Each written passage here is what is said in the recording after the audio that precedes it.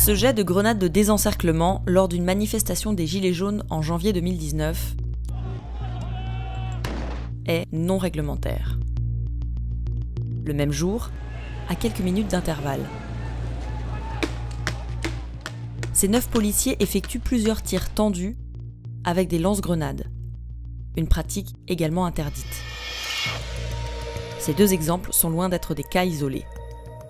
Ces dernières années, de nombreuses personnes ont été blessées, parfois mutilées par de telles armes. Mediapart a enquêté sur leur utilisation et sur le respect des règles encadrant leur emploi.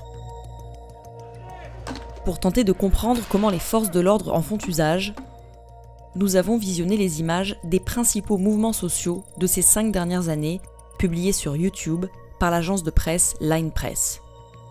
Sur la période, ces journalistes ont couvert 216 manifestations et opérations de maintien de l'ordre. À partir de ces 145 heures d'images, nous avons répertorié tous les jets de grenades et tirs de lance-grenades. Puis nous les avons analysés pour déterminer s'ils étaient réglementaires ou non.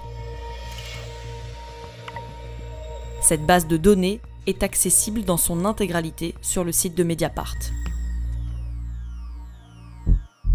Dans un premier temps, intéressons-nous à la grenade de désencerclement, également connue sous son acronyme GMD.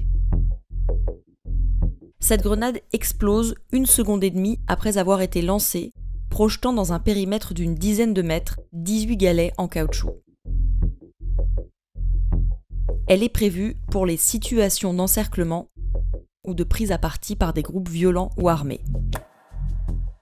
Les textes qui encadrent son usage indiquent aussi que, sauf situation de légitime défense, cette grenade doit être lancée au ras du sol.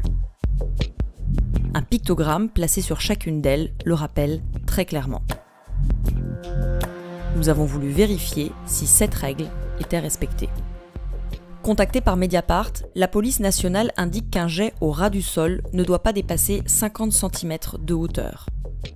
En prenant en compte une marge d'erreur, nous avons considéré qu'une grenade lancée ne pouvait pas dépasser 1 mètre de hauteur au cours de sa trajectoire. Sur les images filmées par Line Press, 311 lancés sont identifiables. Selon ce critère, 43% des jets de grenades sont réglementaires. 6% sont litigieux. La hauteur du lancer est proche d'1 mètre sans qu'il soit possible de déterminer avec certitude leur validité. 51% des cas sont distinctement non réglementaires. Nous avons effectué le même travail de vérification pour les tirs de lance-grenades. Cette arme permet aux policiers de tirer des grenades lacrymogènes à une distance de 50, 100 ou 200 mètres. Il existe 2 modèles utilisés en maintien de l'ordre en France, le Cougar et le Pen Arms. Les tirs doivent suivre une trajectoire en cloche, suivant un angle minimum de 45 degrés. Contacté par Mediapart, la gendarmerie précise, pour le lanceur Cougar, que les tirs en dessous de cette limite nécessitent une manœuvre volontaire du tireur. Les textes indiquent clairement que le tir tendu est strictement interdit. Sur l'ensemble des images, nous avons pu répertorier 688 tirs de lance-grenades. Nous avons analysé les 383 cas pour lesquels l'arme est visible au moment du tir. Selon ces critères, 77% des tirs apparaissent comme étant réglementaires. 5% sont litigieux. 18% sont distinctement non réglementaires.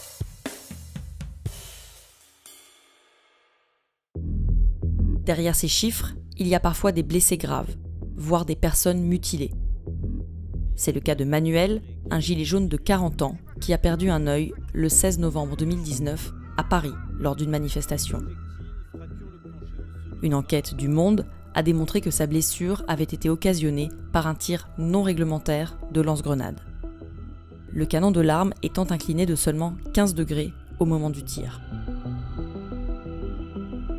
Le 26 janvier 2019, c'est Jérôme Rodriguez, figure du mouvement des Gilets jaunes, qui perdait également l'usage d'un œil en manifestation à Paris.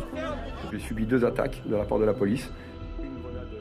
Mediapart a eu accès aux résultats d'une expertise judiciaire.